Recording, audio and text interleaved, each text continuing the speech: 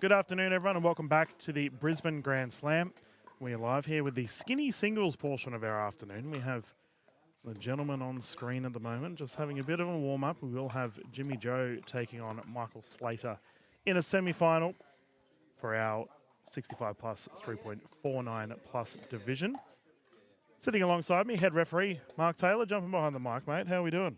Very well. How are you? I'm doing well as well. So we have two of our officials calling this one. We have Alison Kwan and An Huynh out getting warmed up for the day of refereeing, and you being our head referee for the event, who better to have watching this one. For viewers at home that may want to become a referee, what can be expected? Contact Pickleball Australia, I guess, and there's multiple referee courses being put on around the country, whether it be level 1, 2, 3 or 4. Obviously everyone starts level 1 referee course, go and sit for a couple of hours, do the course, do an online test, get the results, and then shadow a couple of people. And that's what we've got actually here is Alison is just shadowing Arn for the skinny singles because we've gone to a rally scored format for this game, or for this tournament, which is good. Yeah, and on the rally scoring, viewers, that means that you did not have to be serving to win the point. Slater just won that rally, but he wasn't serving, so he did win the point. And here, Jimmy Joe also getting a point. We'll be playing to 21, win by 2 for our semis. Now, the wonderful game of skinny singles means you're playing half of the court. The fellas are playing diagonally right now. So if they hit it on the other side of the court, it is considered as out. That's a wonderful shot there from Slater. Very nice shot. It's hard to get it down the middle there behind people. Yeah. Because they cover the middle more so than they do the outsides. Well, I was watching Louis Laville earlier in a front-on rally, like what we're seeing now with our gentleman, and Slater winning that point. And he went for a mid-court Ernie. So, because you only play half the court. So, it's pretty... Yes, that's still not allowed, though. Yeah, no, he didn't land in the kitchen, thankfully. But, no, pretty quirky play style skinnies, that is for sure. That's what you get from Englishmen, though. They don't follow rules very well. We're very lucky to have O'Donoghue and Laville over here, moving over to get stuck into Australian pickleball. Yeah, they're great ambassadors for the game, too. Yeah. Lovely people, and, you know, the fact that they're extremely good at pickleball and able to fit into the lifestyle here is testament to their personalities, respectively. And Mark, you're probably one of the most, I guess, accomplished referees from an international scale, going around to tournaments all around the world. Just let some of our viewers know some of the countries that you've commentated in. Sorry, not commentated. Commentated? Australia. Yeah, we're off to a start. Refereed in all over the last, from the 1st of October last year. I got asked recently, and it was late February. No, it was early March. And I said, well, since the 1st of October, I've been at home for a total of 17 days. And that included trips into Vietnam and then down to Melbourne for 3 weeks because we had MLP, PPA, followed by a Grand Slam event this tournament, but the equivalent in Melbourne. And then the NBL finals. And then I was off to Hong Kong for the following weekend. Then we went to Bangkok. Then we over to Ho Chi Minh and Vietnam again.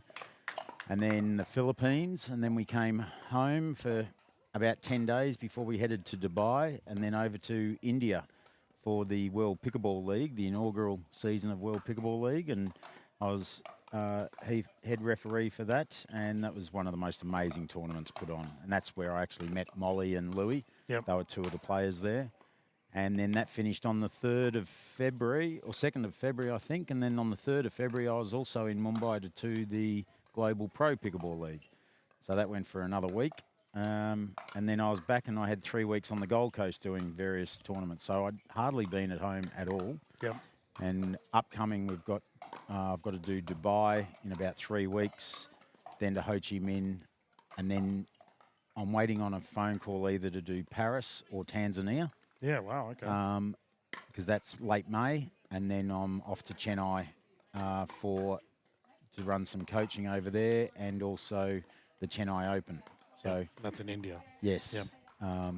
on the east coast Yep. of India.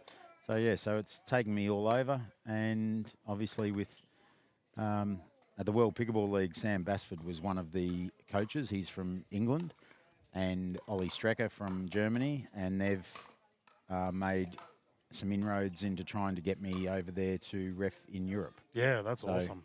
they've got a tour that goes on, so I'd love to get an opportunity to go over there because we've got England and Spain and Poland and Yeah, all the Austria cool and all that coming up, so that'll be magnificent. But yeah, outside of that, you know, obviously got inquiries from Malaysia, China, Yep. a couple of others, so it's good.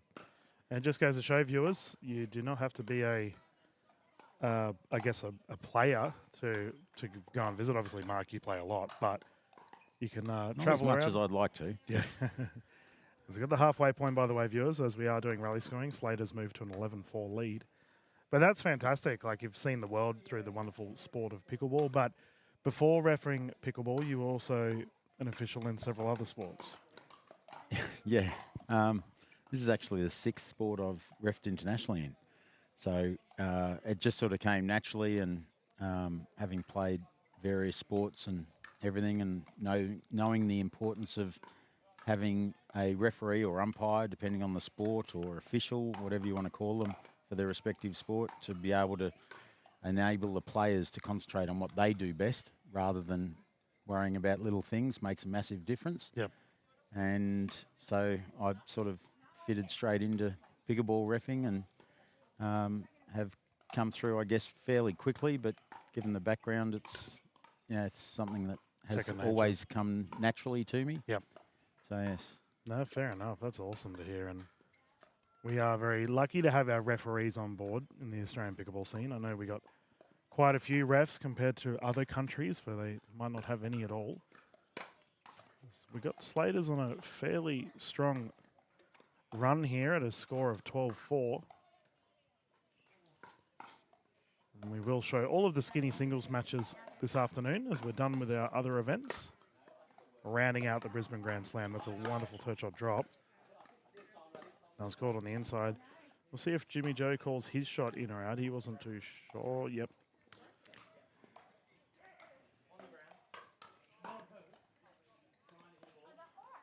Best or favourite country you visited, Mark, regarding being involved in pickleball, either as a player or a referee?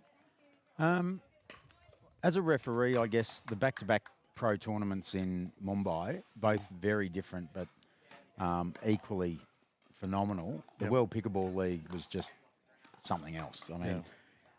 they did that on the Cricket Club of India, Brabourne Stadium. So it was on the grass or the turf of the cricket stadium itself, what was the hallowed ground of India cricket for a long while. Yep. But they did the whole thing on a stage, built it in 4 days, laid the court, everything ready to go with grandstands, LED screens, the whole box and dice in 4 days. And Yeah, it's to watch crazy. that go up was quite phenomenal. And the fact that it played so well, it played, relatively slow as a slow court in itself, but that didn't actually make it detract from it at all, because it actually made for more interesting and compelling pickleball. Yeah. So that was phenomenal. And then we went indoors for the Global Pro Pickleball, and again, both competitions were franchise-based teams, comps, and owned by private owners. So that was something different again from most pickleball tournaments around the world. That certainly through Oceania and Asia and that. So that was very good to be a part of. I'm curious, Mark, what's the most common rule that you would see players mess up? What's the one thing you always find yourself telling players off for? There's not one that I always find telling them off for. It can range.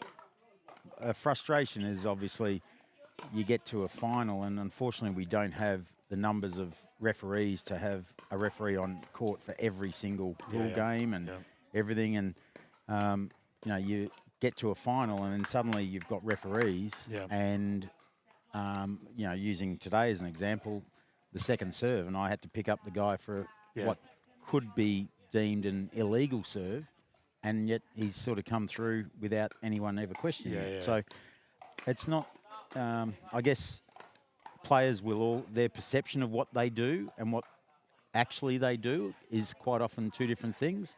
So, stepping forward, putting their foot on the non-volley zone or into the kitchen, as it's colloquially called, and then stepping back for a lob, to hit a smash, and they get called and they're going, no, I wasn't anywhere near it. Yeah. So that was good. Actually, Louis Laville, I picked up in World Pickleball League. He had an attempted Ernie, and I called him from the other side of the court in the stepping on the sideline, and he claimed he was 3 feet outside the line. And fortunately, in World Pickleball League, we actually had Hawkeye. Ah, there you go. So when we went to the video review and he saw that he was clearly on the line, and he swore he was 3 feet outside of it, then players, they think they may not be in or haven't gone anywhere near it, and yet sometimes they clearly have. And so enjoy that side of it where you can then have some banter with them. Of course. Yeah, it's a good thing to have a positive relationship with your players, especially as an official. And we just had a game point defended by Slater. And Jimmy Joe has it back in once more. That's a good shot. Wow. That's a great shot from Jimmy Joe. Yeah, big reach, and he's ripped it down the left. It's currently 920 viewers.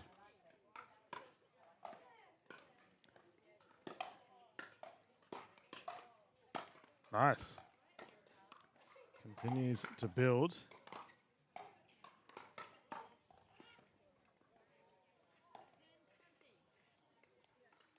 And you've obviously reffed and been a part of a bunch of tournaments in Australia as well. Mark, when's your next Australian event? We've got the NPL PWR 700 coming up in Brisbane in 2 weeks' time. Yep. So that is the next one I'll be head reffing and be a part of. So that should be a fairly decent sized tournament. Yep. So yeah, that'll be the next one. Other than that, we've got NPL rounds and finals coming up. We're into season 3 of the NPL season here. And obviously, when I can available, the Grand Slam. Yeah, it's a good segue because the NPL and PWR event in 2 weeks' time has a couple of spots available, viewers, for their intermediate pools. If you are someone that wants to get involved, the NPL team have said to pop on over to pickleballtournaments.com to check out the NPL PWR 700. It'll be in Redcliffe, just up the road from here at Shaw Park. I gotta say, Jimmy Joe's...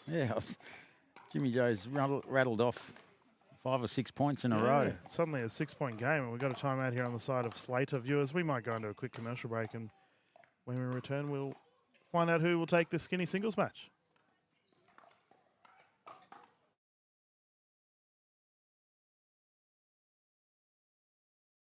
Here's why water's not the best post-workout drink. Hear me out. It's normal after a workout to be sweaty and tired. But I realized that when I sweat, I'm losing not just water, but electrolytes too. I used to think plain water was enough to hydrate. We lose vital minerals that water cannot alone replace. Now I carry to my workout Rehydrate effervescent tablets. I just drop one in my water after a workout, and it helps me replenish those lost electrolytes, keeping me refreshed and hydrated. It tastes amazing too. It isn't just drinking water. It's getting back what you lose when you sweat. Give Rehydrate a try now and get 30% off when you order at rehydrate.com.au. Welcome back, everyone. Skinny singles action here at the Brisbane Grand Slam. Jimmy Joe has been on a rampage at the moment. Now freeze is in effect, so he hasn't won the game. Are we doing the 2-point freeze? No, I don't believe we are doing the freeze. It's just a straight rally score. Oh, there we go. So Slater will win that then. is the match.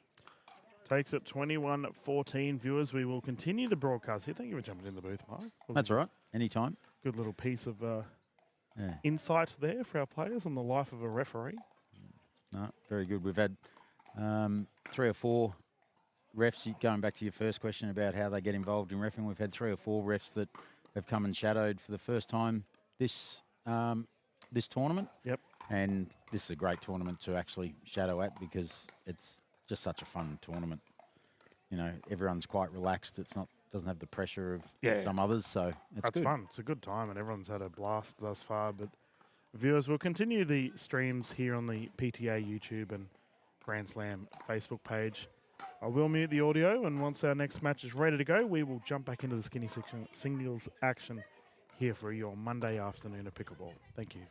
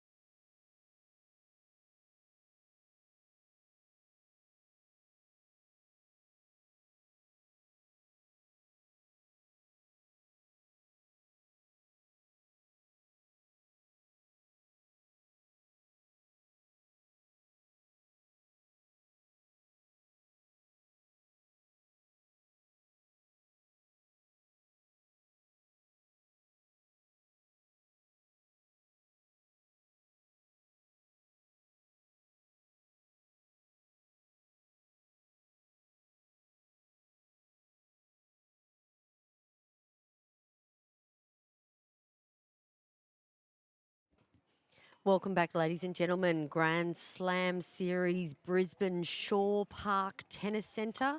We are live with the 65 plus gold medal match, men's skinny singles. We are best of three, playing to 21 and a rally score.